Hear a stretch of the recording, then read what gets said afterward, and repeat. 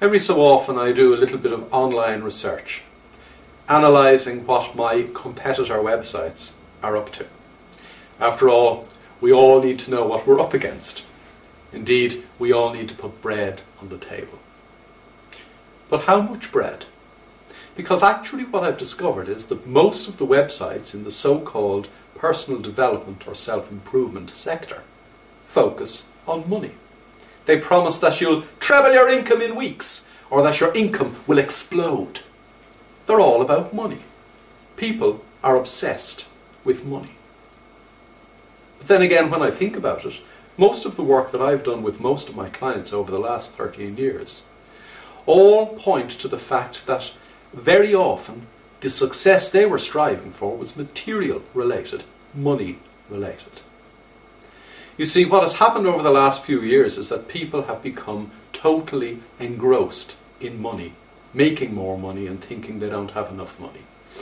Research both sides of the Atlantic recently pointed out that people's biggest worry is a financial worry, a money worry. But indeed, you or I don't need research to come to the conclusion that most people are obsessed with money. Isn't that what caused the current financial crisis? Excessive greed. Since when was greed not excessive? Indeed, as one of my clients pointed out to me recently, even his own PA, a very conservative woman is how he described her, has to buy a newer, fancier car every 3 years. Why? Because everybody's doing it. It must be the right thing to do.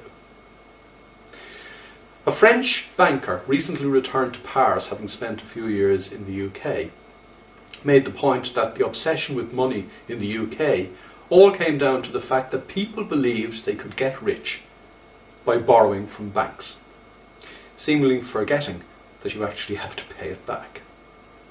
And in Ireland, recently described by the Wall Street Journal as the financial services Wild West, one of Ireland's leading economists said that Irish people thought they could get rich by selling their houses to each other.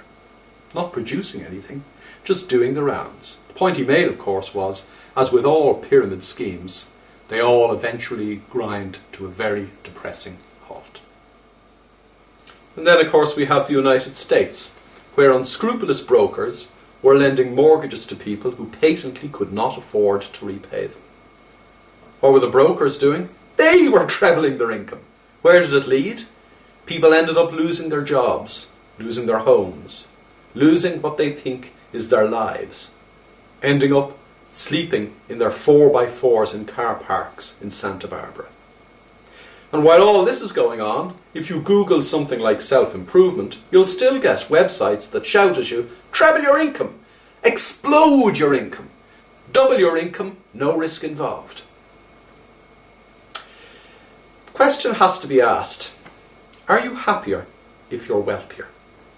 I have a lot of very wealthy clients, and they're not happy even though they have what they describe as loads of money. Will money buy you love? I think now you and I know the answers to these rhetorical questions. The key point I'm making is that what has happened in modern life is that we've all put the financial cart before the horse of living. Why not do it the other way around? Because there's years of evidence to suggest that if you put the quality of your life first, everything else looks after itself, including money.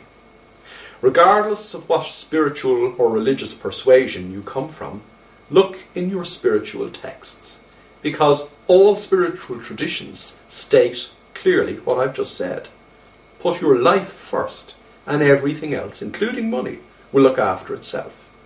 This is not some spiritual airy-fairy wishful thinking. This is scientific fact, proved by the science of quantum physics. It is fact proved by the evidence of psychological research. I know it from my own work with my own clients over the years. If you get yourself into flow by putting the quality of your mental state first, if you flow, your money will flow. It is as simple as that. Now, with all the gloom and doom around us, you might be forgiven for thinking that getting yourself into mental flow is easier said than done. But in fact, nothing could be simpler, nothing could come more naturally. What you have to do is find some way of engrossing yourself in the here and now. That could be running, jogging, meditating, playing golf, listening to music, meditating. Meditating indeed is high on the list of the World Health Organization's ways of combating stress in the 21st century. You need to find a way to clear your mind. You need to find a way to stop focusing, obsessing and worrying about money. Because if you keep worrying about money, what you'll get is money worries. Clear your mind, get into flow, and the money flows. I've already quoted quantum physics. Basically what that science says is put your energy into what you're doing now, and the energy of the universe will respond. If you're normal, you put almost no energy into what you're doing now, and you get crap in return. It's your own fault. Start engrossing yourself in what you're doing here and now, and the money will flow. Stop trying too hard. In fact, if you calm down, put the quality of your life first and stop trying too hard, you might find that you treble your income effortlessly. But you need to get your priorities right. You need to get your head straight first. You need to stop worrying. You need to stop obsessing. You need to focus on the things that are really, really important to you. The key priorities that make you feel happy, that give you peace of mind.